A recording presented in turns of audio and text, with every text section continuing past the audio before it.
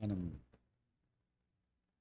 అపోస్తలులు పౌలు అలాగే ఆ, పేతురు యోహాను ఈ ఈ ప్రకటన ఇవన్నీ ధ్యానించి వచ్చాం. మరి వారు పొందిన ప్రత్యక్షత, యేసుక్రీస్తు ప్రభువుని గురించిన సాక్ష్యం మనం ధ్యానిస్తూ వచ్చినాము.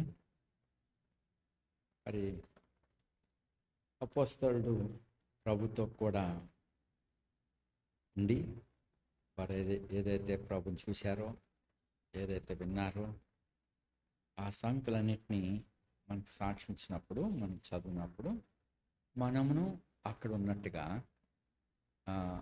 ఆత్మ మనలను ఆ సహవాసముగా ఐక్యపరుస్తూ వచ్చినాడు.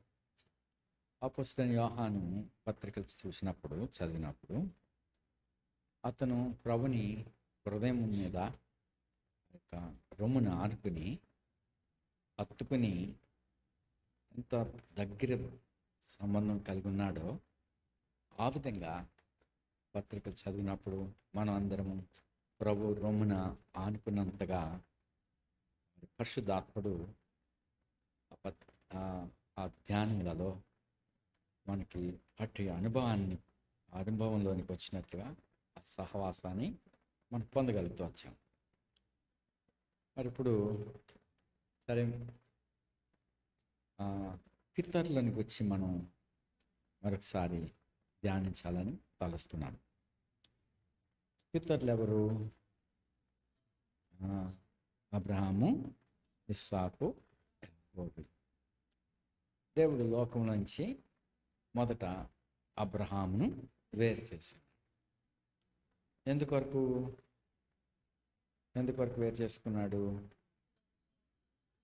అతని మూలంగా, అతని వలనను, అతని సంతానం మూలంగాను భూలోకంలోని సమస్త వంశంలో ఆశీర్వదింపబడాలి. అందరూ ఆశీర్వాదింపబడటానికి దేవుడు అతన్ని సోర్స్ వేస్తున్నాడు. మరి అబ్రహాం, సరే, అబ్రహాం ఒక్కడే కాదు, అబ్రహాంతో కూడా ఇస్సాకు, అబ్రహాం కుమారుడైన ఇస్సాకు, తర్వాత యాకోబు. ఈ ముగ్గురు తను దేవుడిని అని చెప్పుకున్నాడు. ఎవరు దేవుడిని అని చెప్పుకున్నాడు? దేవుడు అబ్రహాము, ఇస్సాకు, యాకోబుల దేవుడు. సో అబ్రహాం లేనిదే ఇస్సాకు లేడు, ఇస్సాకు లేనిదే యాకోబు లేడు. ఇప్పుడు యాకోబు లేనిదే ఇజ్రాయేలీలు లేరు.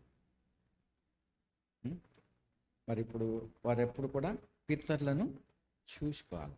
ఏ బండ నుంచి చెక్కబడ్డామో, ఏ వేరులోంచి అజ్యం పైకి వస్తుందో అది మనం ఎరగగలం. ఇప్పుడు మనం అందరము అన్యజాతులు వాడము.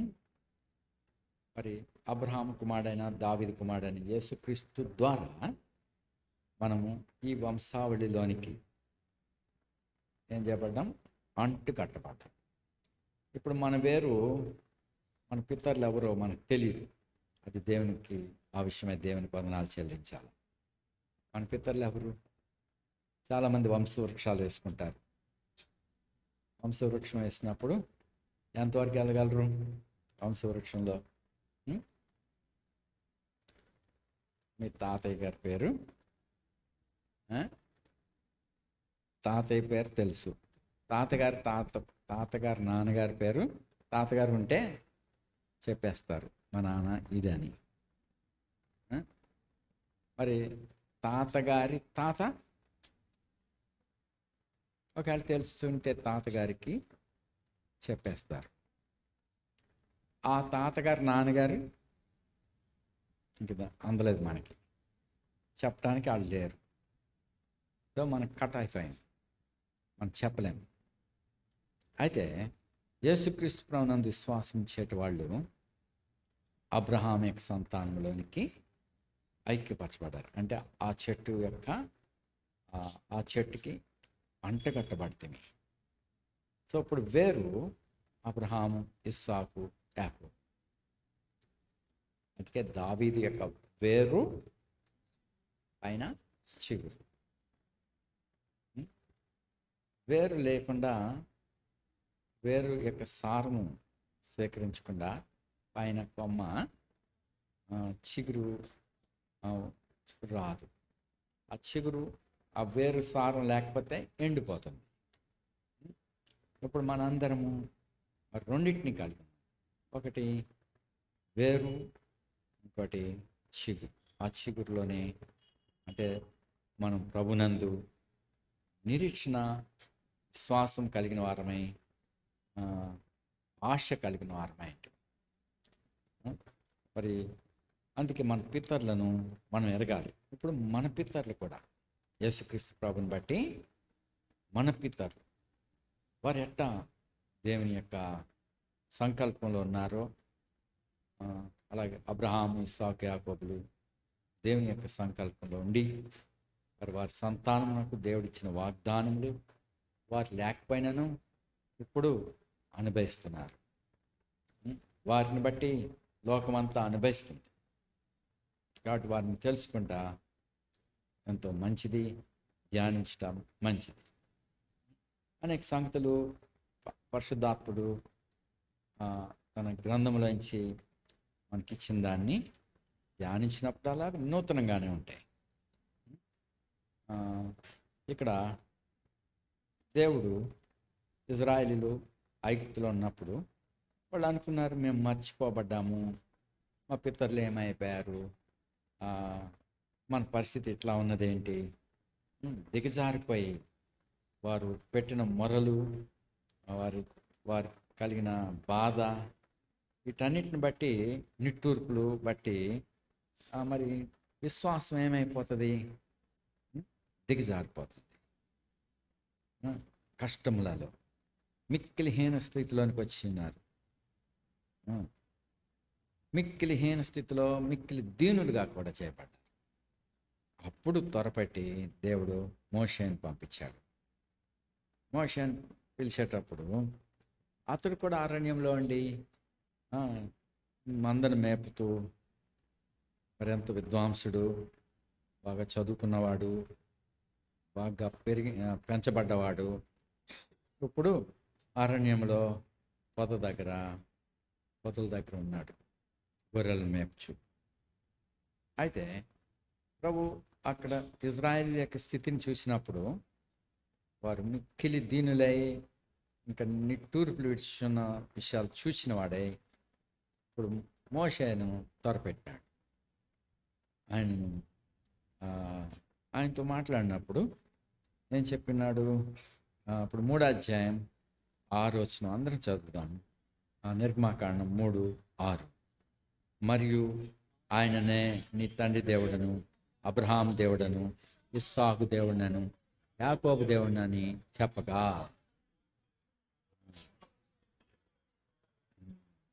అలాగే ఇజ్రాయేలీలకి వర్తమానం పంపేటప్పుడు ఇక్కడ తాను ఏం చెప్పుకుంటున్నాడో చూద్దాం.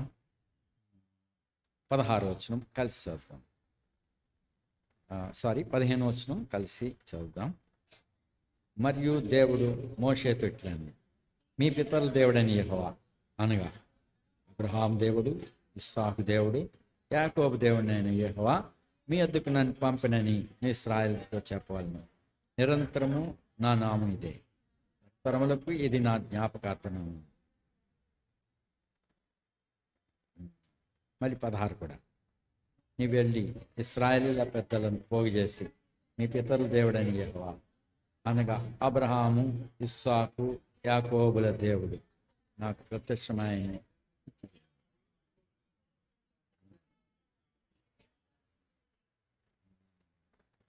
సో మరి దేవుడు ఈ ముగ్గురిని పితరులుగా చూపిస్తున్నాడు. ప్రార్థిస్తాం. ప్రభా, మహిమగల తండ్రి, ఈ సమయాన్ని ఈ వాక్యం ద్వారా మాతో మాట్లాడము. నూతనమైన రీతిగా మా పితరులను పరిశుద్ధాత్ముడు మాకు ఏ రీతిగా బయలుపరచనున్నాడో ఆ సంగతులు మేము ధ్యానించటకు మాకు సహాయపడమని యేసుక్రీస్తు ప్రభువును ప్రార్థిస్తున్నాం తండ్రి. ఇక్కడ అబ్రహాం అబ్రహాము ఏ పరిస్థితిలో ఉండినప్పుడు అతన్ని పిలిచినాడు. ఆ, అబ్రహాము కల్దీల ఊరు అనే పట్టణంలో అతడు ఉన్నాడు తన తండ్రి యొద్ద. తన తండ్రి పేరు తెరహు. అయితే అతని పేరు ముందు ఉంది, అబ్రహాం పేరు. అబ్రహాం చెప్పాలంటే ఆ ఇంట్లో చిన్నవాడు. అయితే దేవుడు అతన్ని దృష్టించాడు. అతడు గొప్పవాడని లేకపోతే చాలా యోగ్యుడని దేవుడు చూడలేదు, కానీ తన కృపామహిమకు కీర్తి కలగటానికి అట్టి వాణ్ణి దేవుడు దృష్టించాడు. అది అనాథ సంకల్పమైంది. దేవుడు అబ్రహాముని పిలిచినాడు. ఏ పరిస్థితుల్లో? ఆ దినాల్లో మరి అంటే నోహ దినాల్లో భూమి అంతటా జల ప్రళయం వచ్చినప్పుడు నోవహు కుటుంబం, నోవహ అనే అతనిలో నుంచి వచ్చిన ముగ్గురు, షేము, హాము, యాపెతు. ఈ ముగ్గురు అంటే నోవహ సంతానం. నోవహ సంతానంలో పెద్దవాడు యాపెతు. ఆయన సంతానము, ఆయన పిల్లలు వాళ్ళు అభివృద్ధి పొందుతున్నారు. అలాగే హాము, వారి కుమారులు, వారి సంతానములు, అలాగే షేమ్, వారు మరి విస్తరిస్తున్న టైంలో వాళ్ళందరూ ఒక్క భాష కలిగి ఉన్నారు. ఈ పిల్లలందరూ నోహ సంతానం అంతా ఒకే భాష, ఒకే పలుకు కలిగి వాళ్ళు తలంచారు, మనమందరము చెదిరిపోకుండా ఒక చోటనే నిర్మించుకుందాం, ఒక పెద్ద గోపురము అని చెప్పి.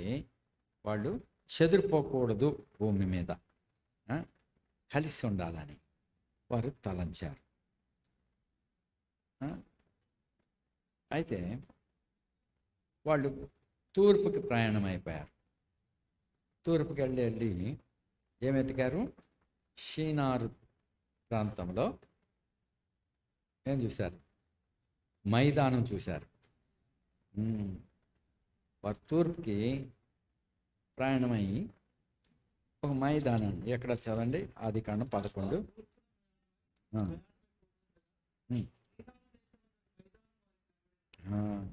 అక్కడ వారు నివసించి అక్కడ మంచి నివాసాలు ఏర్పరచుకున్నారు. మైదానం అంటే ఎత్తులు లేవు, పల్లాలు లేవు, ఎక్కడ చూసినా నీరు దొరుకుతుంది, మరి కష్టపడక్కర్లేదు. చక్కని మైదానం, ఏ విధమైన బాధలు కష్టాలు లేకుండా అక్కడే నివసించవచ్చునని ఏర్పరచుకున్నారు. అయితే ఇంకా వాళ్ళకి కట్టుకోవాలంటే అన్ని వసతులు దొరికినాయి. ఇటుకలు బాదులు, రాళ్ళకు ప్రతిగా ఇటుకలు కాల్చుకున్నారు. అడుసుకు ప్రతిగా మట్టి కీలు ఉన్నది. మరి వీళ్ళందరూ కలిసి ఉన్నప్పుడు నోహ దినాలు అంటే జలప్రళయానికి ముందు ఏమేమి సంభవించినాయో అవి తమ పితరులు చెప్పింది వారికి, ఈ సంతానం అంతటికి తెలుసు. ఎలాగ నోవహు దేవునితో నడిచిన వాడై, మరి పితరులు ఏ విధంగా ఆ యొక్క నాశనం నుండి రక్షించబడి ఉన్నారో, ఈ సంగతులన్నింటిని బట్టి ఈ సంతానములకు తెలుసు. సో అయితే ఇప్పుడు వీళ్ళందరూ చెదిరిపోకుండా ఒకే స్థలంలో ఉందామని ఆలోచన చేసుకున్నాయి, ఏర్పరచుకుంటా ఉంటే దేవుడు వారిని భాషలు వేరు చేసి వారిని చెదరగొట్టినాడు.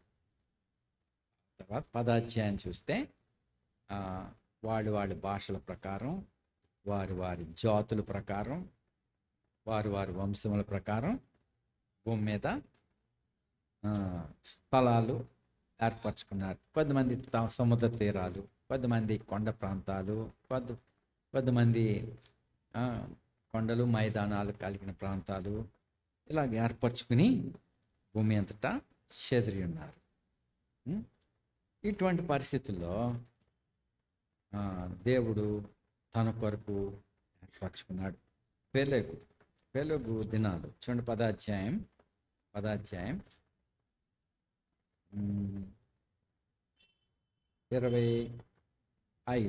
ఇది షేము యొక్క సంతానంలో ఏబెరు. 24.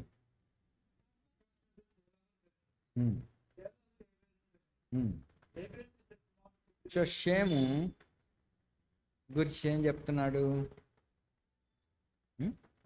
షేముకు సంతానమని, షేము కుమారులని. చూడు 21 వచనం. ఏబెరు యొక్క కుమారులందరికీ పితరుడును.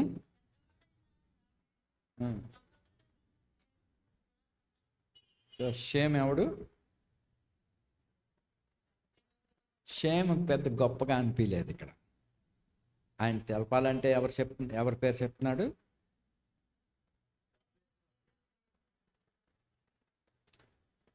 మా నాన్న అబ్రహాం.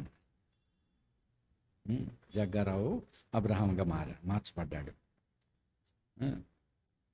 మరి ఈ అబ్బాయి అవడని నేను గజ్జలంలో పెరుగుతున్నప్పుడు ఈ అబ్బాయి జగ్గారావు గారి అబ్బాయి అండి అని గౌరవించేవారు. ఇప్పుడు నా అడ్రస్ ఎవరు? జగ్గారావు గారి అబ్బాయి. మరి ఆయన పేరున నేను ఎవరినో చెప్పేవారు. తర్వాత కాలంలో నేను 10th క్లాస్ పరీక్ష రాసేసి తర్వాత నన్ను సేవకు తీసుకెళ్ళిపోయాక నేను మందిరంలో పెరుగుతున్నాను. అంతకు మునుపు 8th క్లాస్ అప్పటి నుంచి కూడా నేను బీబీఎస్కి వెళ్ళి సెలవు దినాల్లో అక్కడే ఉండేవాడిని మార్టిన్ గారి దగ్గర. అలాగే 8th క్లాస్ సెలవులు, 9th క్లాస్ సెలవులు. ఇప్పుడు 10th క్లాస్ సెలవులు వచ్చేసరికి పరీక్ష రాశాను, నన్ను తీసుకెళ్ళి సేవకు అప్పగించేశారు. ఇప్పుడు నేను వైజాగ్లో అక్కడ ఉన్న పెద్దవాళ్ళు, సహోదరులు అనేక మంది, వారి మధ్యలో నేను ఉన్నాను. కొన్ని దినాలు అయిన తర్వాత మా నాన్న వైజాగ్ వచ్చారు చూడటానికి. ఏదో మీటింగ్లు ఉన్నాయి. ఆ సందర్భంలో అక్కడ నేను కూడా ఉన్నాను కాబట్టి ఆయన వచ్చారు. ఆయన మరి కొంచెం కండవ వేసుకుని, పంచి కట్టి, తెల్లని వస్త్రాలు ధరించి, పంచి ఇలా ఉంటారు కండవ వేసుకుని వచ్చారు. మిగిలిన వాళ్ళు అందరూ ఎలా ఉంటారు? వాళ్ళు ఎంప్లాయీస్గా ఉండి సహోదరులు ప్యాంట్లు షర్ట్లు వేసుకుని ఉంటారు. ఇప్పుడు ఒక రైతుగా అక్కడ కనపడుతున్నాడు. అందరూ ఈయనెవరు అని తెలుసుకుంటున్నారు. ఈయన బర్నబాస్ గారి నాన్నగారు. అప్పుడు తర్వాత ప్రతిరోజు అలాగ మీటింగ్ వచ్చిన వాళ్ళు ఎవరైనా అని అందరికీ చూస్తున్నారు వాళ్ళు ఆయన్ని. ఎందుకంటే అందరిలో ఆయన వేరుగా ఉన్నాడు. అయితే వేరుగా అంటే బ్రదర్గానే ఉన్నాడు, కానీ ఆయన ఎవరో తెలుసుకోగలుగుతున్నారు అందరూ. అయితే తెలుసుకునేది ఎలా వినపడుతుంది? బర్నబాస్ గారి నాన్న, బర్నబాస్ వాళ్ళ ఫాదర్ అని చెప్తున్నారు. ఆ తర్వాత మార్టిన్ గారి దగ్గరికి వచ్చాడు ఆ జగ్గారావు గారు, మా అబ్రహాం గారు వచ్చి, ఏమండి నా దగ్గర ఉన్నప్పుడు జగ్గారావు గారు అబ్బాయి అనేవారు, ఇప్పుడు ఇక్కడికి వచ్చాక నేను బర్నబాస్ గారు ఫాదర్ అని చెప్తున్నారు నన్ను అంటే ఇద్దరు నౌకని సరదాగా నవ్వారు. ఎస్, నువ్వు బర్నబాస్ ఫాదర్ అని చెప్పారు. ఇప్పుడు షేమ్ ఎవడు? ఇప్పుడు చెప్పండి. 21. ఏబెరు యొక్క కుమారులందరికీ ఎవడు? షేమ్ ఎవడు? ఏబెరు యొక్క కుమారులందరికీ పితరుడు. తర్వాత పెద్దవాడైన యాపతికి సహోదరుడు షేముకు కూడా. షేమ్ ఎవడు నోహ కుమారుల్లో? చెప్పండి. ఎస్, షేమ్ పెద్దోడా యాపెత్ పెద్దోడా? యాపెత్ పెద్దోడు, ఆము రెండోవాడు, మూడోవాడు షేము. కానీ నోవ సంతానంలో ఎవరి పేరు ముందు వచ్చింది?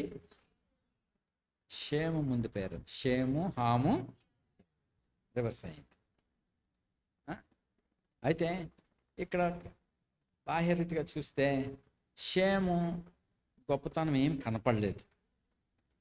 షేము యొక్క ఏదో ఆయన జనరల్గా, ఇంకా జనరల్గా కావటే కాదు, బహు తక్కువ వాడిగా ఉన్నాడు. తను ఏ విధమైన ఆకర్షణీయంగా ఏదో సాధించిన వానిగా ఎక్స్ట్రాడినరీగా ఏమీ లేడు. అయితే అతను ఎంచబడుతున్నది ఏంటంటే ఏబేరు యొక్క కుమారులందరికీ పితరుడిగా పిలువబడుతున్నాడు. ఇంకొక యాంగిల్లో యాపెతు యొక్క పెద్దవాడైన యాపెతు యొక్క సహోదరుడైన షేమ్, ఆ సంతానంలో ఏబేరు అనే ఆయనకి ఎవరు పుట్టారు? ఏబేరు ఎక్కడున్నాడు చూడండి, 25.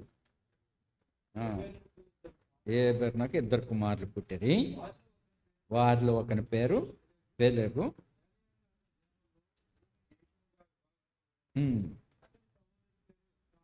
సో అతని దినములలో భూమి దేశములుగా విభాగింపబడింది. అతని సహోదరుని పేరు యొక్తాను. సో ఇలాగ దేశములు వారి వారి జాతుల ప్రకారం విభజించబడినప్పుడు, ఇంకా అన్నీ వారి వారి లోకంలో భూమిని పంచుకున్నప్పుడు దేవుడు అనాదిలోనే ఒక గొప్ప సంకల్పం కలిగినాడు వీళ్ళందరికీ ఇవ్వటానికి భూమిని. అయితే తన కోసం యాకోబుని ఏర్పరచుకున్నాడు దేవుడు. ఇంకా ఇక్కడ తెరహు రాలేదు, అబ్రహాము రాలేదు, ఇస్సాకు లేదు. అయితే దేవుని సంకల్పంలో యాకోబు. అయితే మరి అందులో ఆయన సంకల్పంలో జగత్ పునాది వేయబడక మునిపే ఈ క్రమంలో మనం కూడా ఉన్నాం. ఇది ఎంత గొప్ప సంగతులు. మరి ఇప్పుడు ఈ షేమ్ సంతానంలో ఏబేరు కుమారులందరిలో ఇతను కూడా ఉన్నట్టే. వీళ్ళు ఏబేరు. మరి ఏబేరుని బట్టి వాస హెబ్రీలు అని పిలువబడ్డారేమో. అయితే ఇప్పుడు తెరహు కూడా చూడ సంతానంలో 26 వచనం 11వ అధ్యాయం 26. ఇక్కడ కూడా అబ్రహాం పేరు మొదట వచ్చింది. తెరహు 75 ఏళ్ళప్పుడు అబ్రహాం కలిగి ఉంటే, ఇక్కడ పరిశుద్ధాత్ముడు స్తెఫను ద్వారా చెప్తున్నాడు, తన తండ్రి చనిపోయినాక అతడు కనానికి వెళ్ళాడని. కనానికి వచ్చినప్పుడు అతని వయసు 75 ఏళ్ళు. మొదట అతని తండ్రి చనిపోయినాక. చూడండి అపోస్తల కార్యం 7వ అధ్యాయంలో, అపోస్తల కార్యం 7వ అధ్యాయం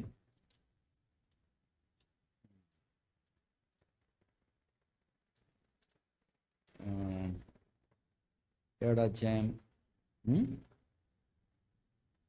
4వ వచనం.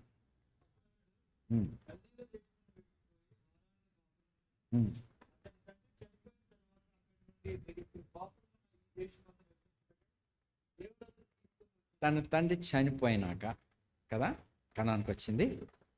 తన తండ్రి ఎప్పుడు చచ్చిపోయాడు? 11వ అధ్యాయం ఆది కాండంలో 32.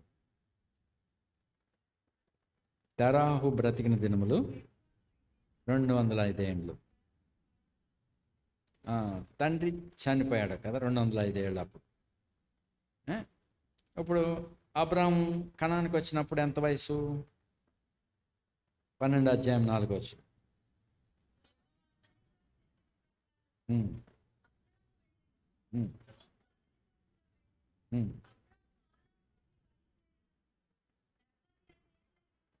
ఉమ్. అప్పుడు అప్పుడు తండ్రి తండ్రి 205 ఏళ్ళు అయితే అబ్రాహాం 75 ఏళ్ళు అయితే ఉమ్, సరిపోయింది అక్కడ. ఉమ్, సరిపోయిందా? తండ్రి చనిపోయింది ఎప్పుడు? 205 ఏళ్ళు. అంటే ఎప్పుడు పుట్టుండాలా? ఉమ్, చూడు 26 వచనం, 11 అధ్యాయం 26. 70 ఏండ్లు బ్రతికి ఒకవేళ అక్కడ 70 అనుకో, 70 అబ్రహాం అనుకో, ఉం? మరి అబ్రహాంకి ఇప్పుడు 75 అనుకో, చచ్చిపోయాక ఈయన తండ్రి గారు చచ్చిపోయినప్పుడు సరిపోయింది అక్కడ. ఉం? చాలే. అందుకే అక్కడ పెద్దవాడు, వీళ్ళు పెద్దవాడు తెరహ యొక్క పెద్ద కుమారుడిగా బహుశా హారాను, నాహోరు, అబ్రహాం. అలాగే వేరే భార్య ద్వారా కుమార్తెలు కూడా ఉన్నారు తెరహకి.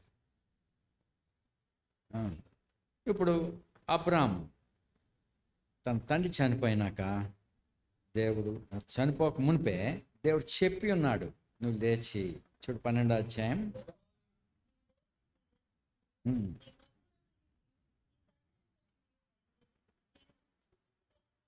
వెళ్ళుము అంటే తండ్రి చనిపోయినాక కాదు, తండ్రి ఇంకా బతికొండగానే దేవుడు చెప్పి ఉన్నాడు, నువ్వు లేచి బయలుదేరు అని. కానీ తండ్రి ఆలస్యం చేయించాడు. హారాను మట్టుకు తీసుకొచ్చి ఆయన లీడర్ అయిపోయాడు. అయితే ఇప్పుడు ఆటంకంగా ఉన్నాడు. దేవుడు అతను తీసివేసినాక ఇప్పుడు బయలుదేరాడు. దేవుడు చెప్పినట్లుగా అతను బయలుదేరాడు. సరే, ఇప్పుడు అబ్రహాం ఫస్ట్ అతని పేరు అబ్రామ్. అయితే దేవుడు అతను ఏం చేశాడు? అబ్రహాం అని పిలిచాడు. అబ్రామ్ అంటే మీన్ తండ్రి. అతని పేరు అబ్రా అంటే తండ్రి. అబ్రహాం అంటే గొప్ప తండ్రి. కాబట్టి ఇక్కడ అబ్రాహాం ఒక దేనికి సాదృశ్యంగా ఉన్నాడు? అబ్రాహాం లేనిదే ఇస్సాకు లేడు. బహుశా అబ్రాహాంలోంచి ఇష్మాయేల్ పుట్టాడు. అబ్రాహాము దేవునికి ప్రార్థన చేయనప్పుడు ఆయన చెప్తూ ఉండేవాడు, ఎందుకంటే అతనికి ప్రత్యక్షమైన దాన్ని బట్టి నేను సర్వశక్తి గల దేవుడిని అబ్రాహాంకి తెలియపరచుకున్నాడు. తన నామము ఏ విధంగా చెప్పుకున్నాడు దేవుడు? నేను సర్వశక్తి గల దేవుడును, నా సన్నిధిలో నడుచుచు. ఇప్పుడు అతను ప్రార్థించినప్పుడు ఏమని ప్రార్థిస్తాడు దేవుణ్ణి? సర్వశక్తి గల దేవా. అది ఆయనకి ఇవ్వబడిన ప్రత్యక్షత. ఏం శక్తి ఉంది ఆయనకి? సర్వశక్తి అంటే దాన్ని ఇక్కడ ప్రకటన గ్రంథంలో, ఇక్కడ ఇంగ్లీష్లో ఆల్మైటీ గాడ్, ఇక్కడ నేను ఐఎమ్ ఆల్మైటీ అని చెప్పాడు. ఇక్కడ ప్రకటన గ్రంథంలో కూడా ఇక్కడ ప్రభు గురించి చెప్తున్నాడు. 19వ అధ్యాయంలో ఏం చెప్తున్నాడు? 7వ వచనం.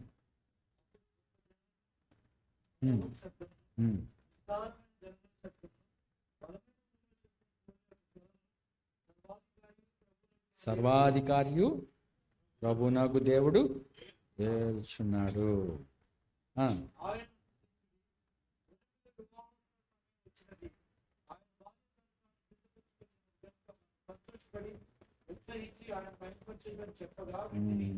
సో సర్వాధికారియు ప్రభునగు దేవుడు. ఇక్కడ దేవుడు సర్వాధికారిగా. ఇంకో ఇంగ్లీష్ కేజీవి ప్రకారం ఏమని ఉంది, ఏమని చెప్పుంది అక్కడ? ఐఎమ్, ఇక్కడ ఏమని రాసింది చదవండి. 7.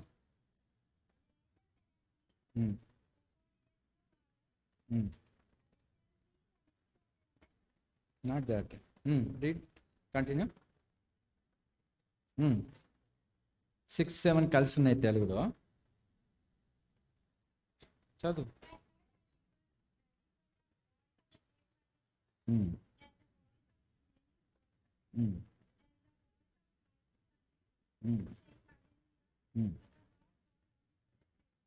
For the God, Lord God, omnipotent. అంటే ఆయనలో ఆయనకే కలిగినవాడు. పొటెన్సీ అంటే ఏదైనా సామర్థ్యత కలిగి తనలో తాను కలిగినవాడు. ఐశ్వర్యం, తనలో ఐశ్వర్యం ఉన్నది, తనలో జ్ఞానం ఉన్నది, తనలో అధికారం ఉన్నది, తనలో ప్రభావం ఉన్నది, తనలో బలం ఉన్నది. సో ఇంక సమస్తం ఆయనలో ఉన్నాయి. ఏమీ లేని శూన్యంలో అదే చెప్తున్నాడు, ఆది యందు దేవుడు. సో ఏమీ లేనప్పుడు ఆయనలో ఉన్నాయి కాబట్టి, ఆయన కలిగిన వాడు కాబట్టి, ఆయన సర్వశక్తి గలవాడు కాబట్టి, ఆయనలో ఆమ్నిపొటెంట్ కాబట్టి, ఆయన ఏం చేస్తున్నాడు? భూమిని ఆకాశములను భూమిని సృజించినాడు. ఆయన కలిగి ఉన్నవాడు. సో ఆయన ఆరిజిన్, ఆయన సమస్తమునకు ఆరంభమైనాడు. In the beginning God. So ఆది యందు దేవుడు ఉన్నాడు. సో ఆయనలో సమస్తం ఇప్పుడే ఏమైతే ఉన్నాయో అవన్నీ ఆయన వలననే కలిగి, ఆయన లేకుండా ఏది కలిగి. అదే యోహాను చెప్తాడు, ఆది యందు వాక్యం ఉండెను, వాక్యము దేవుని యొద్ద ఉండెను, వాక్యము దేవుడై ఉండెను. సమస్తమును ఆయన మూలముగా కలిగెను. సో ఏదైనా ఉన్నది అంటే ఆయన ఉన్నాడు కాబట్టి ఆయనలోంచే సమస్తం వచ్చినాయి. సో ఆయన లేనిది ఎప్పుడు ఏది లేదు. కాబట్టి అబ్రహామును మరి అలాగన ఫాదర్గా చూపిస్తున్నాడు, తండ్రిగా. తండ్రి లేనిదే కుమారుడు లేడు. ఇప్పుడు దేవుడు సర్వమై ఉన్నాడు, ఆయన అన్నీ కలిగిన వాడు. ఆయన కలిగిన దాన్ని బట్టి మనం అందరము స్వీకరించేవారుగా ఉండాలి. ఇక్కడ అబ్రహాము దానికి సాదృశ్యంగా ఉన్నాడు, తండ్రి అయిన దేవునికి సాదృశ్యంగా. అతడు ఆ దేవుని ఎరిగిన ప్రత్యక్షత ఏంటంటే సర్వశక్తి గల దేవుడు. ఆయన సమస్తమును చేయగలడు, ఆయన సమస్తమును కలిగి ఉన్నవాడు, ఆయన ద్వారా సమస్తం పొందవచ్చు. అది కలిగి ఉండుట. సో ఇటు ఏమీ లేని ఈ సామాన్యమైన ఈ అబ్రహాముని దేవుడు ఫాదర్గా నియమించాడు. మరి అతడు ప్రార్థించినప్పుడు ఎల్ షదాయ్, సర్వశక్తిగల దేవాన్ని మొరపెట్టేవాడు. తర్వాత అతని కుమారుడు ఇష్మాయిల్ కూడా వాళ్ళ నాన్నగారు మొరపెట్టినట్టుగానే మొరపెట్టి ఉండొచ్చు. కానీ అది సంపూర్తి కాదు. ఆశీర్వాదములు పొందటకై ఇస్సాకు అవసరమైనది. ఇప్పుడు ఇస్సాకు కూడా మీరు చూస్తే, ఇస్సాకు తను ఎక్స్ట్రాడినరీ మ్యాన్ ఏం కాదు, ఆయన సామాన్యమైన వాడు. ఏ గొప్పతనం అతను చేయలేదు. ఏదైనా సంపాదించి గొప్ప ఏమైనా చేశాడా అంటే ఏది చేయలేదు. ఇప్పుడు తోటోళ్ళు చూస్తే ఇష్మాయిల్ చూడండి, వాడు పంపివేయబడ్డప్పటికి అతను పోయి ఏం చేశాడు? ఆ పిల్లవాడు పెరిగి పెద్దవాడైపోయి ఏం చేశాడు? గొప్ప వీళ్ళు కాడాడు. వాడు వెళ్ళిపోయి ఆయా ప్రదేశాలు పోయి ఏమయ్యాడు? చూడండి, ఇష్మాయిల్ చూడండి ఒకసారి.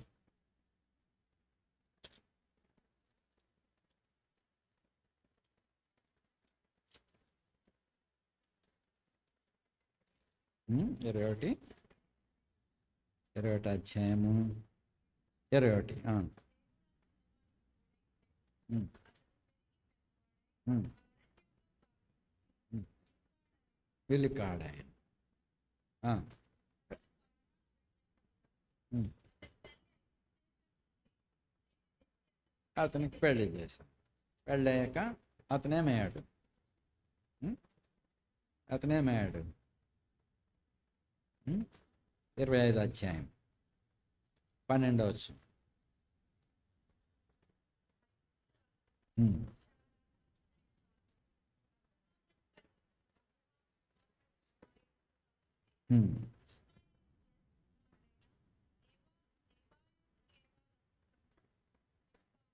అబ్బయ్యలు, మెప్సాము.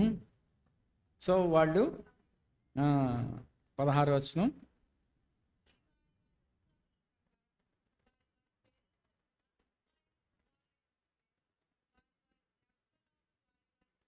వారి వారి పేర్లేంటి?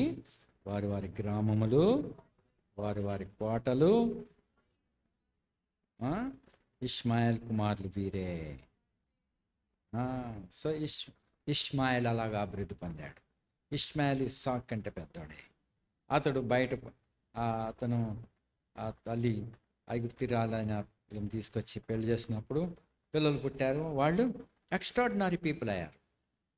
వాళ్ళు రాజులు అయిపోయారు. టోటల్ 12 రాజులు ఏర్పడ్డారు వాళ్ళు.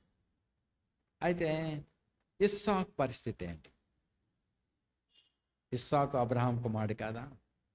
కానీ భౌతికంగా చూస్తే ఇష్మాయిలు తండ్రి యొద్ద నుండి పంపివేయబడినప్పటికీ భౌతికంగా అతడు గొప్పవాడు, బలం గలవాడు, ఎక్స్ట్రాడినరీగా ఉన్నాడు. మరి ఇప్పుడు దేవుడు సంకల్పంలో ఉన్న ఇస్సాకు మరి అతను ఏదైనా ఎక్స్ట్రాడినరీగా ఉన్నాడా? ఎంత కూడా ఇలా అబ్రహాము తర్వాత కెతురా ద్వారా పుట్టిన పిల్లలను కూడా కొన్ని బహుమానాలు ఇచ్చి అందరిని పంపేశాడు. వాళ్ళకి ఆస్తులు ఇచ్చి పంపేశాడు. ఇప్పుడు అబ్రహాము తన దగ్గర ఉన్నాయన్నీ తన కుమారుడైన ఇస్సాకు ఇచ్చాడు. ఇస్సాకు ఏదైతే కలిగి ఉన్నాడో అవన్నీ ఎక్కడి నుంచి వచ్చినాయి? మంద ఎక్కడిది? సంపాదించాడా? అబ్రహాం దగ్గర. ఇష్మాయిలు ఏమిచ్చి పంపివేయబడ్డాడు? ఒక నీళ్ళ తిత్తే. నిన్న భోజనం మంచి విందు అయింది. కొన్ని పప్పులు, మంచి బాదం పప్పులు, పిస్తాకాయలు, ఇంకేవో కాయలు, తర్వాత ఏదైనా మంచి ఆహార పదార్థాలు మూట కట్టేసి తెల్లారగట్లే అబ్రహాం గారు సారా గారి మాట చేయమని దేవుడు చెప్పాడు కాబట్టి పొద్దున్నే లేపేసి చలో అన్నాడు, వెళ్ళిపో అన్నాడు. అప్పుడు అరణ్యానికి వెళ్ళాక అవి కూడా అయిపోయింది. నీళ్ళ తిత్తులో నీళ్లు అయిపోయింది, ఆహారం అయిపోయింది. ఒకవేళ ఆహారం అన్నా నీళ్ళు అయిపోయింది. సో అలాంటి పరిస్థితుల్లో వాళ్ళు తర్వాత ఆ ఓట దగ్గర నుంచి వెళ్ళిపోయి మరి ఆ 12 మంది రాజులు అతని సంతానంలో వచ్చారు. అంటే దేవుడు విడిచిపెట్టలేదు వాళ్ళని. వాళ్ళు ప్రయాసపడ్డారు, వాళ్ళ కష్టములలో గొప్పవాళ్ళయ్యారు. మరి ఇస్సాకు సంగతి ఏంటి? ఇస్సాకు ఏమైనా ఎక్స్ట్రాడినరీగా సంపాదించాడా? పొందిందంతా తండ్రి గారు ఇచ్చింది. తనకున్న మంద దాసదాసీలు ఎక్కడి నుంచి వచ్చారు? సంపాదిస్తూ వచ్చారా? అబ్రహాం అనుభవాలు వేరు. అబ్రహాముని దేవుడు ఆస్వాదిస్తూ వచ్చాడు. మరి అబ్రహాం దేవునికి లోబడినవాడు, దేవుని మనసు గలవాడు. మరి ఆ సంగతి తర్వాత చూడొచ్చు. కానీ అబ్రహాము కలిగిన వానిగా చూస్తున్నాం. అతడు దేవునికి సాదృశ్యంగా ఉన్నాడు, తండ్రి అని దేవునికి. ఇప్పుడు ఇస్సాకు ఎక్స్ట్రాడినరీగా ఏది చేయలేదు, కానీ తనకు కలిగినది ఏదైనా ఉన్నది అంటే తండ్రి యొద్ద నుండి పొందిందే. మంద తండ్రి యొద్ద నుండి వచ్చింది, దాసదాసీలు తండ్రి యొద్ద నుండి వచ్చిన వారు. మరి దేవుడు కూడా చెప్పాడు, నువ్వు ఐగుప్తుకి వెళ్ళొద్దు, కరువు వచ్చింది కదా, ఐగుప్తు పోవద్దు, నువ్వు ఈ దేశంలోనే పరవాసిగా ఉండు అని చెప్పాడు. కాబట్టి దేవుని మాటకు లోబడ్డాడు. ఎందుకంటే దేవుడు తన తండ్రిని గురించి సాక్ష్యం ఇచ్చాడు. అబ్రాహాము నా మాట విని నేను విధించిన దాన్ని, నా కట్టడలను, నా ఆజ్ఞలు, నా కట్టలు గాయకొన్నాడు. మీ నాన్న అలా గాయకొన్నాడు, నేనేం చెప్పాను అది చేశాడు అని చెప్పి నువ్వు ఎక్కడికి వెళ్ళొద్దు, ఈ దేశంలోనే ఉండు అన్నాడు. అప్పుడు ఆ దేశంలో కాపురం ఉంటున్నాడు. కానీ వర్షాలు లేవు, నీళ్లు లేవు. అయితే మరి దేవుడు చెప్పాడు, ఎలాగ ఇంతమందికి ఆహారం, ఇంతమందికి ఇన్ని పశువులకి ఆహారం ఎట్లా వస్తుంది? సరే, దేవుని అందు విశ్వాసం ఉంచి విత్తనాలు వేసేసాడు. అయితే ఎక్కడ నీళ్ళు లేవు, ఎక్కడ వర్షాలు లేవు. అయితే ఆ దేశంలో మరి బహుశా దేవుడు ఆ కొంచెం పొలంలో అక్కడే మంచు బాగా పడేటట్టుగా, అక్కడే చిన్న జల్లులు పడేటట్టుగా చేయగలడు. అందుకే అది పండింది. ఎవడైనా గిద్యోను దేవుని శోధించినప్పుడు, పరాక్రమం గిద్యోను, నువ్వు ఫిలిస్తీన్ జయించాలా అని, మిద్యాలను జయించాలా అని చెప్పినప్పుడు అతడు భయపడినాడు. ప్రభా, నువ్వే నాకు తోడై ఉంటే, నీ మాట అయితే ఇదిగో ఈ కంబళి ఉంది, ఇది ఒక్కటే తడిసిపోవాలా మంచుతోటి, మిగిలినంతా పొడిగా ఉండాలా అన్నాడు. ఆల్రెడీ అలాగన చెప్పినప్పుడు నేలంతా పొడిగా ఉంది, ఆ కంబళి మాత్రమే పిండితే ఎన్నో నీళ్ళు వచ్చినాయి. అలా కాదు ప్రభా, ఇప్పుడు ఈ కంబళి ఒక్కటే తడవకూడదు, మిగిలినంతా తడవాలి అన్నప్పుడు దేవుడు అలాగే చేశాడు. సో దేవుడు ఏమైనా చేయగలడు. ఆ కొంచెం నేల మీద తడిసేటట్టు చేయగలడు, అంతా తడిసి ఉన్నప్పుడు ఇదొకటి తడవకుండా చేయగలడు. కాబట్టి ఇస్సాకు అక్కడ విత్తనం వేసినప్పుడు ఆ పొలంలో నీళ్లు, వర్షాలు లేనప్పుడు ఆ పొలంలో మాత్రం తేమ వచ్చింది. అంతేకాదు, తన తండ్రి గారు తవ్వించిన నీటి బావులను ఫిలిస్తీన్లు పూడ్చి చేశారు. పూడ్చి చేసిన దాన్ని కొత్తగా తవ్వాడు ఆయన. పూడ్చిన దాన్ని, రాళ్లతో పూడ్చి చేసిన దాన్ని మళ్ళీ ఓపెన్ చేశాడు. ఓపెన్ చేసి ఏ పేర్లు పెట్టాడు? నేను కొత్త పేరు పెట్టాడా? చదవండి, 26 అధ్యాయం 26 అధ్యాయం. ఆ ఫిలిస్తీన్లు ఆశపడి వెళ్ళిపోమన్నప్పుడు 17వ వచనం.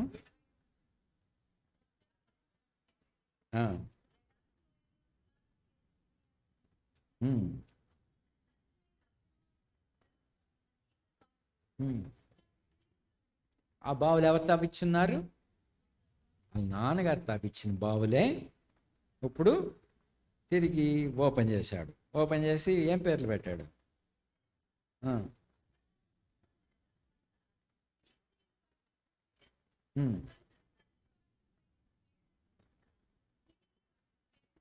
ఏం పేర్లు పెట్టాడు?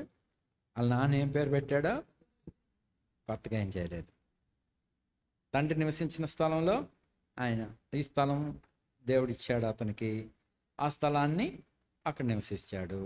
వాళ్ళ నాన్న బావులు తవ్వించాడు, ఆ బావులే తిరిగి ఓపెన్ చేశాడు. వాళ్ళ నాన్న ఆ బావులకి పేరు పెట్టి ఉన్నాడు, ఆ పేర్లే తిరిగి పెట్టాడు. కొత్త పని ఏం చేశాడు ఆయన? ఆయన ఏమితో మరి ఇప్పుడు వాళ్ళని చూసినప్పుడు ఇతను చేసింది ఏమీ లేదు. ఈయన అంతయు తీసుకున్నవాడయ్యాడు, పుచ్చుకున్నవాడయ్యాడు, రిసీవర్. మరి ఇప్పుడు ఆరిజిన్లోంచి రిసీవర్ వచ్చినాడు. కలిగిన వాణిలోంచి లేక తండ్రి యొద్ద నుండి పొందినవాడయ్యాడు. సో అది ప్రభుని యేసుక్రీస్తుకి సాదృశ్యం. యేసుక్రీస్తు ప్రభు కూడా ఆయన తక్కువగా చేయబడినప్పుడు ఒక మనిషి కుమారుడిగా చేయబడ్డాడు. అయితే ఆయన దేవుని కుమారుడు. మనిషి కుమారుడిగా చేయబడినప్పుడు ఆయన దేవుని కుమారుడేండి కూడా మరి తండ్రి చిత్తాన్ని నెరవేర్చాడు. తన సొంత అభిప్రాయాలు తాను చేయలేదు. తాను చేసిందంతయు ఏం చేశాడు? తండ్రి ఏమైతే ఆజ్ఞ ఇచ్చాడో అదే తప్ప తన సొంత కార్యాలు ఏమీ చేయలేదు. తనకు స్వేచ్ఛ ఉన్నది. కుమారుడు కాబట్టి కొన్ని సొంత ఏర్పాట్లే చేసుకున్న తండ్రి ఏమి ప్రశ్నించాడు. నా కొడుకు చేశాడు అని ఆ కుమారునికి స్వేచ్ఛ ఇస్తాడు. కానీ ఈ కుమారుడు దేవుని కుమారుడేండి కూడా ఆయన తండ్రి చిత్తానికి అటు కానీ ఇటు కానీ పోలేదు. మరి తండ్రి యొద్ద నుండే ఏ ఆజ్ఞ అయితే పొందాడో అదే చేశాడు. అది కుమారుడు. ఇస్సాకుకి సాదృశ్యంగా ఉన్నాడు. మరి ఇస్సాకు యేసుప్రభుకి సాదృశ్యంగా ఉన్నాడు. మరి యేసుప్రభు తనంతట తాను ఏమీ చేయలేదు. తన స్వేచ్ఛ ఉన్నది, కానీ ఆయన అలా చేయలేదు. సో తండ్రి చెప్పినంతటికి సంపూర్ణంగా విధేయత చూపించాడు. చూడండి, ఇప్పుడు హెబ్రీలకు రాసిన పత్రికలో హెబ్రీలకు 3వ అధ్యాయంలో ఇప్పుడు దాసుడు మోషే కొండ మీద చూపిన నమూనాకి నువ్వు చేయటానికి జాగ్రత్త అని చెప్పినప్పుడు అతడు దాసుడిగా ఉండి నమ్మకంగా ఉన్నాడు దేవుని అంతట్లో. 2వ వచనం చదవండి.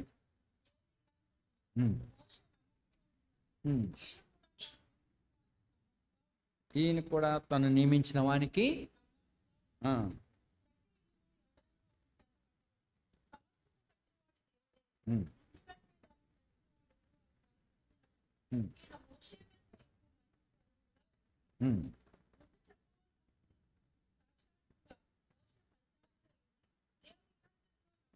దేవుని అంతట్లో. సో దేవుడు ఏ ఆజ్ఞ అయితే ఇచ్చాడో, ఏ క్రమం అయితే చెప్పాడో ఆయన పరిచారకుడు. ఈజ్ ఎ సర్వెంట్ కాబట్టి నమ్మకంగా పనిచేశాడు, నమ్మకమైన సేవకుడు. అయితే 6వ వచనం, క్రీస్తు కుమారుడండి. సో తండ్రి ఏమైతే ఆజ్ఞ ఇచ్చాడో దానికి సంపూర్ణంగా లోబడ్డాడు. సో సొంత తలంపులు, సొంత యోచనలు, సొంత ఇష్టము అతడు నెరవేర్చలేదు. యేసు ప్రభు అలా చేయలేదు. తండ్రి యొద్ద నుండి పొందినాడు. తాను ఏదైతే చేస్తున్నాడో తండ్రి ఇచ్చిన ఆజ్ఞను బట్టి చేస్తున్నాడు. తాను ఏదైతే మనకిస్తున్నాడో తండ్రి యొద్ద నుండి పుచ్చుకుని మనకిస్తున్నాడు. Is a receiver. అది యేసు ప్రభుకి సాదృశ్యం. ఇప్పుడు యాకోబు ఏమైనాడు? ఇప్పుడు వీళ్ళందరినీ కంపేర్ చేసుకుంటామంటే ఆ ప్యారలల్గా ఇష్మాయిల్ సంతానం వాళ్ళు ఏమి అబ్రహాం దగ్గర నుంచి పొందలేదు, కానీ మమ్మల్ని ఉట్టి చేతులతో పంపేశారు. కట్టు బట్టలతో బయటకు వచ్చాము మేము. మరి మేము ఇలాంటి పరిస్థితుల్లో దేవుడు మమ్మల్ని ఆస్వాదించాడు అని చెప్తారు వాళ్ళు. వాళ్ళకంటే గొప్పగా మమ్మల్ని చేశాడు. అబ్రహాం ప్రేమించిన ఇస్సాకు కంటే మేమే ఇప్పుడు గొప్పగా ఉన్నాం. మేమే అధికారంలో ఉన్నాం. మేమే కోటలు, దుర్గములను, సైన్యములను, జనాన్ని వశపరుచుకునే అధికారులుగా, రాజులుగా ఉన్నాం. అది ఇష్మాయిల్. సేమ్ టైం ఇస్సాకు తండ్రి యొద్ద నుండి పొంది అలాగే ఉన్నాడు సామాన్యంగా. కట్టుబట్టలతో పంపివేశారు ఇష్మాయిల్ని, అలామని, కానీ వాళ్ళు అభివృద్ధి పొందారు. కానీ వాళ్ళు దేవుని సంకల్పము, దేవుని యొక్క సంపూర్ణత అబ్రహాము, ఇస్సాకు, యాకోబుల దేవుడు. ఈ అనుభవాల ద్వారానే ఇజ్రాయెల్ ఉన్నదంటే ఈ 3 అనుభవాల్లోనే ఇజ్రాయెల్ ఉంది. ఆత్మ సంబంధమైన ఇజ్రాయేలీలుగా మనం అందరం ఉన్నాం. ఇప్పుడు యాకోబు ఉన్నాడు, ఇస్సాకు యొక్క కుమారుడు కదా యాకోబు. మరి అతనితో పాటు తోబుట్టు ఇంకోడు ఉన్నాడు. ఆయన ఎవరు? యాసావు. ఇప్పుడు యాసావు మరి తన తాతగారు యాసావు, యాకోబులు ఒకటే ఏజ్, ఒకే రోజున ఒకే గర్భంలో కవల పిల్లలు కాబట్టి ఇద్దరు ఒకే రోజున పుట్టినవాళ్ళు. కాబట్టి యాకోబు వాడు ఇంకా మంచివాడో చెడ్డవాడో తెలియక మునిపే దేవుడు అతను ఏర్పరచుకున్నాడు. అతడు గర్భంలో ఉండగానే పెనుగులాడుతున్నాడు. అతను తల్లి గర్భం నుంచి వచ్చేటప్పుడు నేను ముందెళ్తానని చెప్పి తన సహోదరుని మడివిని పట్టుకున్నాడు. అందుకనే వాడి పేరు ఏం పేరు పెట్టారు? మరి నువ్వెందుకు వస్తావని ప్రయత్నిస్తున్నారా? జ్యేష్ఠత్వం హక్కు కొట్టేయటానికి ప్రయత్నిస్తున్నాడు. కాబట్టి ఈడు పుట్టుకతోటే మోసగాడిలో ఉన్నాడు రా, ఒంటరోడు వీడు అని చెప్పి వీడికి యాకోబు సప్లాంటర్, మోసగాడు అని పేరు పెట్టారు. ఆ మోసగాడు మరి బాల్యం నుండి తను ఫ్లాట్లు వేస్తున్నాడు, గొప్పవాడు అవటానికి ట్రై చేస్తున్నాడు, ఏదో పొందటానికి. ఫస్ట్ జ్యేష్ఠత్వ హక్కును పొందటానికి అన్నయ్యని ఎలా పడగొట్టాలో మోసం చేసి చిక్కుడుగాయల కూరతోటి పడగొట్టేశాడు, జయించేశాడు మోసం చేసి. కానీ తర్వాత మోసం చేశాడు కానీ ఆ ఇంట్లో ఉండటానికి తర్వాత నాన్నగారిని మోసగించాడు. నాన్నగారిని ఎలా మోసగించాడు? నాన్నగారు ఇద్దరికి ఆశీర్వాదాలు సిద్ధపరిచాడు. పెద్దవాడికి ఆశీర్వాదం ఉన్నది, చిన్నవాడికి ఆశీర్వాదం ఉన్నది. అది యాసావు ఆశీర్వాదం కూడా కొట్టేయటానికి అతను నాన్నగారిని మోసగించాడు. సో ఏం మోసాలు అయితే చేస్తున్నాడో అన్నిటికీ పరిశుద్ధాత్ముడు ఆయన్ని సంధిస్తూ వచ్చాడు, అతనిలో కార్యం చేస్తూ వచ్చాడు. పరిశుద్ధాత్ముడు కార్యం చేస్తున్నాడు. అతడు మోసగాడే, బుద్ధి మోసము, మరి పొందటానికి ప్రయత్నిస్తున్నాడు. మరి అన్నని మోసగించాడు, తర్వాత తండ్రిని మోసగించాడు. ఇప్పుడు సొంత ఇంట్లోంచి ఉండకుండా ఏమవలసి వచ్చింది? కట్టుబట్టలతో పోవాల్సి వచ్చింది, పారిపోవాల్సి వచ్చింది ప్రాణరక్షణ కొరకు. తర్వాత మాంగారి దగ్గరికి వెళ్ళి మోసపోయాడు. లేయా రాహేల్ని బహుగా ఇష్టపడ్డాడు, రాహేల్ బదులు లేయా వచ్చింది. మరి 7 సంవత్సరాలు కొలువు చేయాల్సి వచ్చింది. తర్వాత మరి రాత్రి అనక పగలనక మంచు అనక ఎండ అనక మందల వెంట పడి 21 సంవత్సరాలు ఎంతో కాలం అక్కడ మరి దాస్యం చేయాల్సి వచ్చింది. తర్వాత మాంగారిని మోసగించి ఏం చేశాడు? వచ్చేసాడు. మరి వీటిలన్నిటికీ పరిశుద్ధాత్ముడు ఏం చేస్తున్నాడు? అక్కడ ఆ పెనుయేలుకు రాకమునుపు అక్కడ ఎంత భయపడిపోయాడు. ఎలాంటి పరిస్థితి ఏర్పడిందంటే, ఇంత సంపాదించుకుని వచ్చినా కానీ ఏమవుతుంది? నిష్ప్రయోజనం అయిపోయినట్టుగా అయిపోయింది. ఆ రాత్రి భయపడిపోయాడు. యాకోబు ఒక్కడే మిగిలిపోయాడు అక్కడ. చూడ ఆదికాండంలో 32 కాదు, యాకోబు భయపడిన విషయం, మిక్కిలి భయపడ్డాడు. ఎట్లా భయపడ్డాడు? 32:6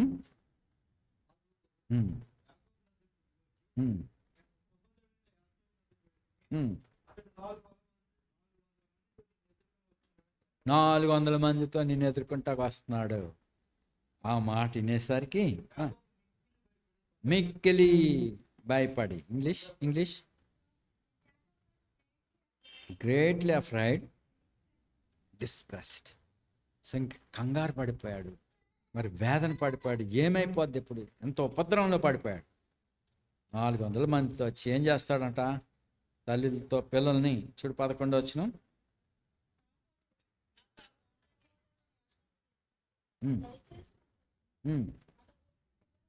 అతడు వచ్చి పిల్లలతో తల్లిని భయపడుతున్నాను.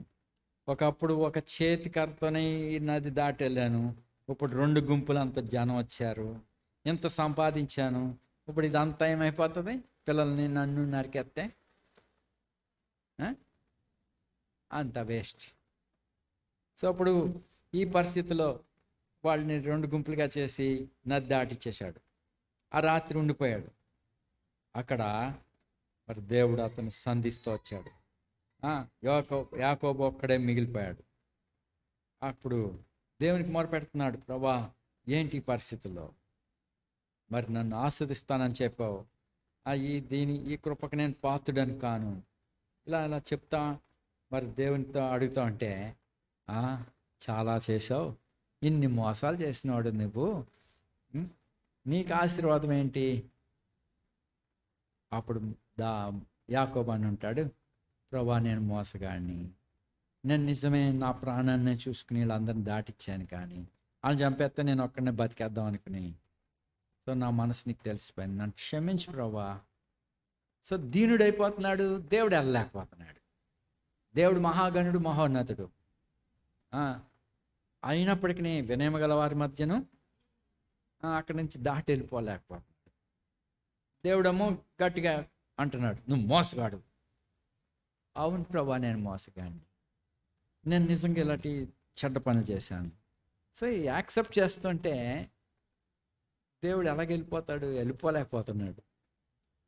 చాలా కాలం కిందట మేము రాజోల్లో మార్టిన్ గారి చిన్న అమ్మాయి అడవి పాలెంలో అబ్బాయికి పెళ్లి చేసినప్పుడు రాజోల్ బస్ స్టాండ్లో దిగాక వేరే బస్ ఎక్కి అడవిపాలెం వెళ్ళాలి. అంటే లక్కవరంలోనే అక్కడ దిగి అడవిపాలెం వెళ్ళాలి.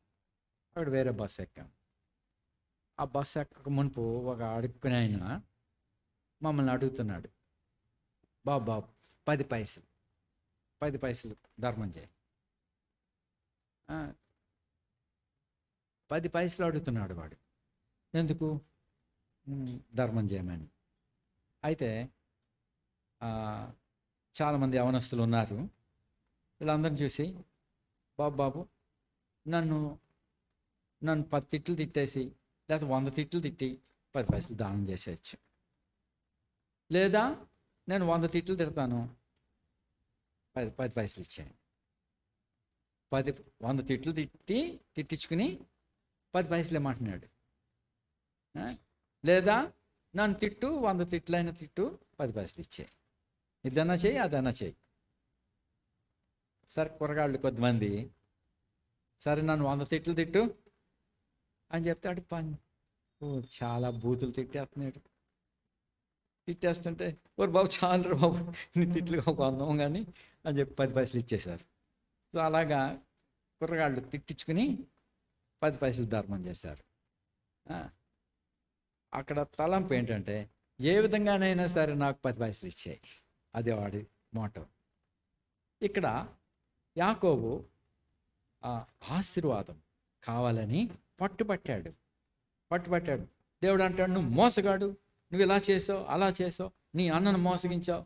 అవును ప్రభా, ఈ విషయంలో నాది తప్పే, చాలా అది చేశాను, కానీ సొంత ఇంట్లో ఉండకుండా పారిపోవాల్సి వచ్చింది ప్రభా. అవును ప్రభా, దానికి నేను పాత్రుడనే. మీ నాన్న మోసం చేసావు. అవును ప్రభా, నేను అలాంటి పని చేశాను, దానికి ఈ శిక్షకు నేను పాత్రుడనే. సో ప్రతి విషయానికి నువ్వు లేయా దాసిని దాని పిల్లలను ముందెట్టావా? అంటే రాహేల్ దాసి పిల్లలు తప్పించుకోవాలనా? అక్కడ కూడా పక్షపాతం చూపించావు నువ్వు. ముందు ఎవరి పిల్లలను పెట్టాడు? లేయా దాసి దాని పిల్లలు. అంటే యాసవ్ వచ్చి కత్తి దూసి మొదట నరికేసేది ఎవరిని? లేయా దాసిని, ఆ పిల్లల్ని. అప్పుడు రాహేల్ దాసి పిల్లలు పారిపోవచ్చు. కాబట్టి నెక్స్ట్ ప్లేస్లో పెట్టాడు, ఎందుకంటే సేఫ్టీ కోసం. సరే, ఆ రెండో దాసి రాహేల్ దాసి పిల్లల్ని చంపేస్తే ఎవరు నెక్స్ట్? లేయా ఆమె పిల్లలు. ఆ తర్వాత ఎవరు? రాహేలు ఆమె పిల్లలు. అలా పెట్టాడు వరుస.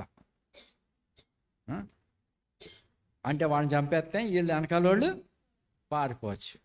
వీళ్ళందరిని చంపేశారు, నేను ఒక్కడిని మాత్రం యువతలు ఉన్నాను, కాబట్టి నేను పారిపోతాను.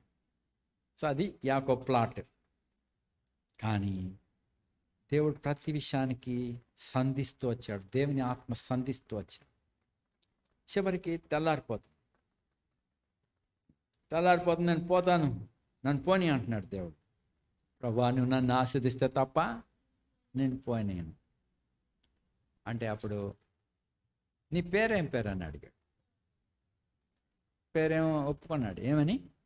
సప్లాంటర్, మోసగాడిని. సో దేవుడు అతడు జయించలేకపోతున్నాడు. తుంటి నరాన్ని కొట్టాడు, బలమైన నరం. ఇప్పుడు యాకోబు ఇదివరలో నడిచినట్టుగా నడవలేడు. కానీ ప్రభు అన్నాడు, నువ్వు దేవునితోనూ మనుషులతో పోరాడి ఇజ్రాయెల్. ఇప్పుడు ఎంతో సామర్థ్యత కలిగిన మనుషుడిని ఏం చేసేసాడు? కుంటోడైపోయాడు, లేమ్ మ్యాన్ అయిపోయాడు. సో కుంటివాడు. ఇప్పుడు ఇదివరలో పరిగెత్తినట్టుగా ఇప్పుడు పరిగెత్తలేడు, ఇదివరలో నడిచినట్టుగా నడవలేడు. సో అట్లాంటి మనకు కూడా ఎన్నో లోపాలు ఉన్నాయి. మాట్లాడట్లో లోపం ఉన్నది, క్రియల్లో లోపాలు ఉన్నాయి, ఏ యోగ్యతలు మనలో లేవు. అయినా పరిశుద్ధాత్ముడు చెప్తున్నాడు, ఇజ్రాయెల్ అని పిలుస్తున్నాడు. సో ఇప్పుడు మూడవది, యాకోబు పరిశుద్ధాత్మని యొక్క కార్యానికి సాదృశ్యమైనది.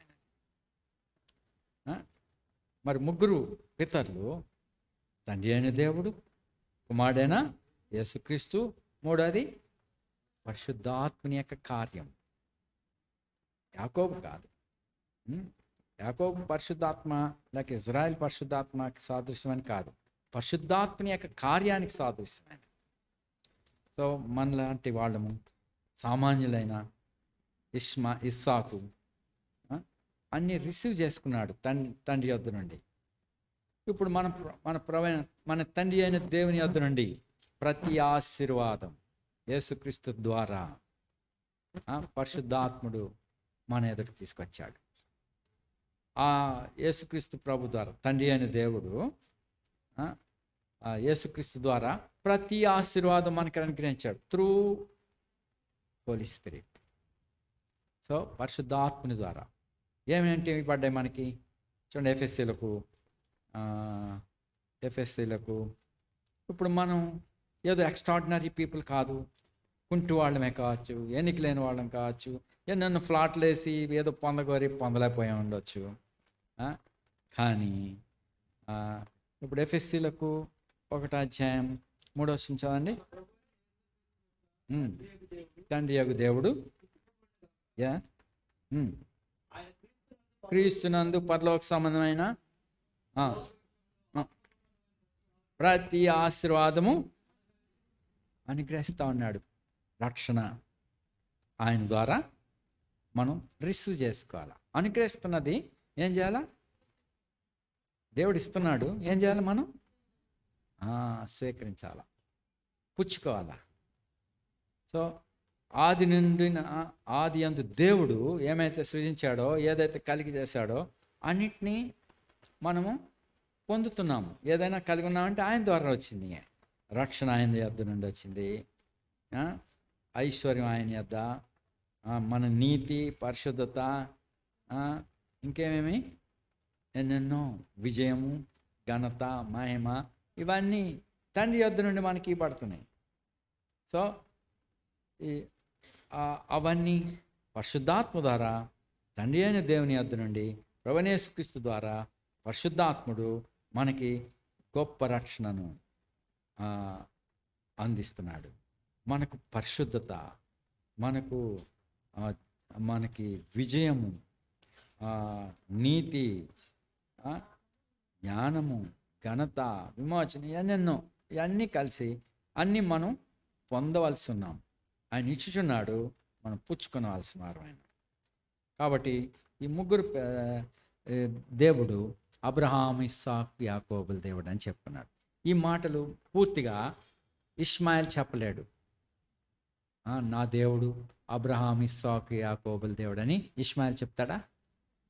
అతను సొంత విధానంలో అభివృద్ధి పొందాడు. యాసావు అలా చెప్పగలడా? అబ్రహాం, ఇస్సాకు దేవా అని చెప్పచ్చు. ఎందుకంటే ఆ తాతయ్య గారు 2 పిల్లల్ని తోట మీద కూర్చోబెట్టుకుని ప్రార్థన చేసి ఉండేటప్పుడు ఎల్ షదాయ్ అని ప్రార్థన చేసినప్పుడు ఈ కుర్రగాళ్ళు తోట మీద కూర్చుని తాతని చూసి ఉండొచ్చు. ఎందుకంటే వాళ్ళ తాత చచ్చిపోయినప్పుడు ఈ పిల్లలిద్దరికీ 15 ఏళ్ళు. తాతగారు చచ్చిపోయినప్పుడు యాసవ యాకోబులకి అన్ని వయసు 15. అంటే 10th క్లాస్ చదువుతున్న పిల్లలు ఉన్నారే, ఆ ఏజ్. మరి ఇప్పుడు వాళ్ళ తాతగారి గురించి తెలియదు, వాళ్ళకి తెలుసు. కాబట్టి ఆయన అలా ప్రార్థన చేశాడో ఈ పిల్లలకు తెలుసు. ఇప్పుడు యాకోబుకి తెలుసు తాతగారు అలా ప్రార్థన చేశారు. ఎల్ షదాయ్, ఆ తర్వాత ఇస్సాకు దేవుడని దేవుడు చెప్పాడు. దేవుడు యాకోబుతో చెప్పాడు, బాయ్ నువ్వు ఇక్కడ పాడైన స్థలంలో ఉన్నావు, అయితే నేను నిన్ను కాపాడాను, నువ్వు పోయే ప్రతి స్థలంలో నేను కాపాడుతాను. అది చెప్పక మునుపు నేను నీ తండ్రి అయిన అబ్రహాం దేవుడను, ఇస్సాకు దేవుడిని, భయపడకు, నేను నీకు తోడే ఉంటాను. అది కంప్లీట్ కాదు. ఇప్పుడు యాకోబు పరిశుద్ధాత్మ ద్వారా ఆయన సంధించబడి ఇజ్రాయెల్గా చేయబడ్డాడు.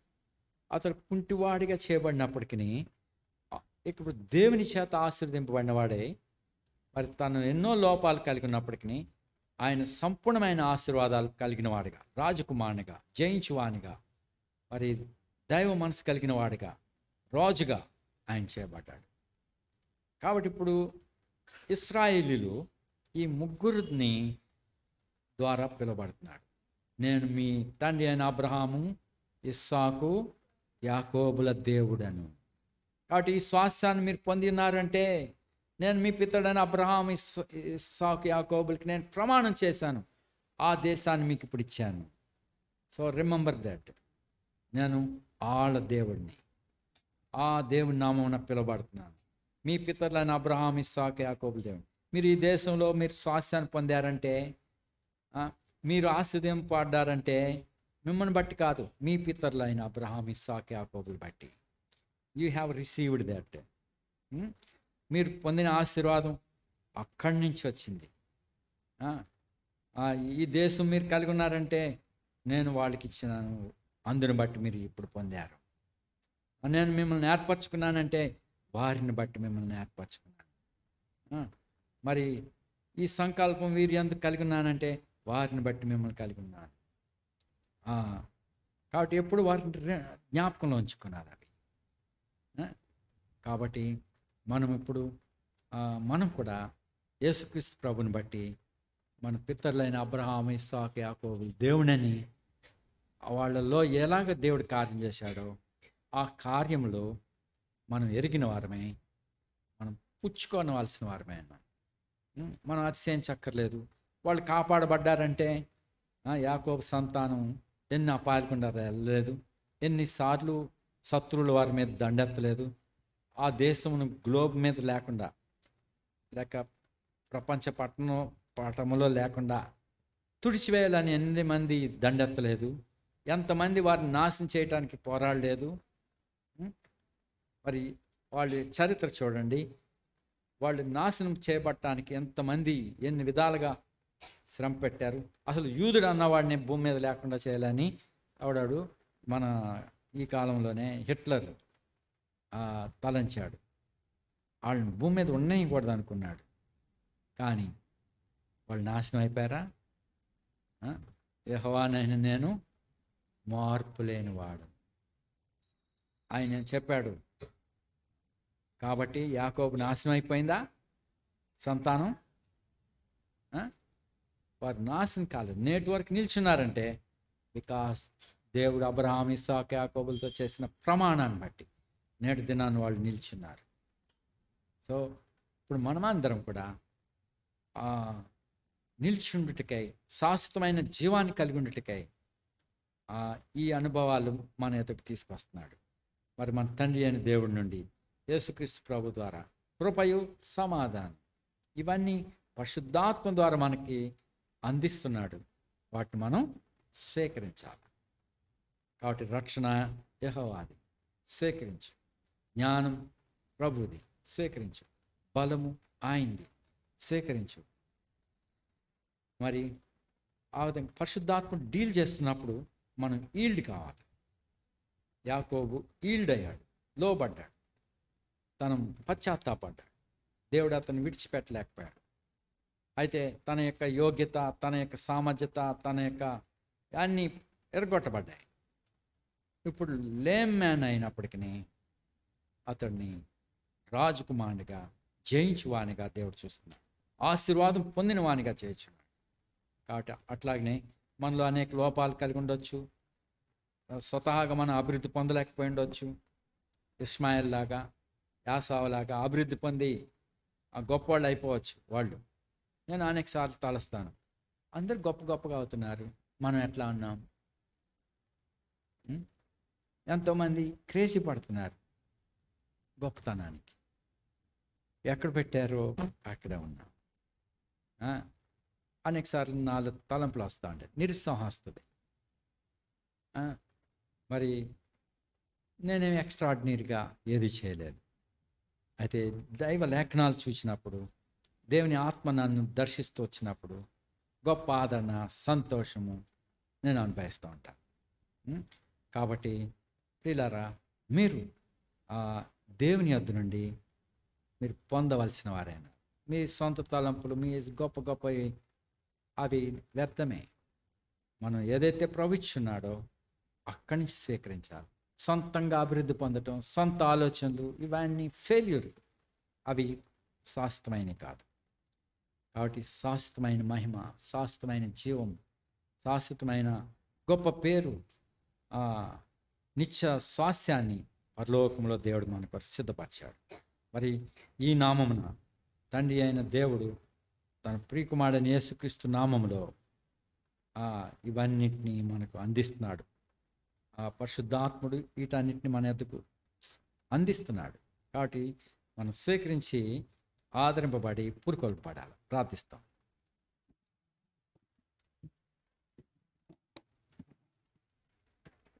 నమ్మకమైన దేవా, కృపగల తండ్రి, సమయాన్ని నీ వాక్య భాగముల ద్వారా మమ్మల్ని దర్శిస్తూ వచ్చినందుకు వందనాలు.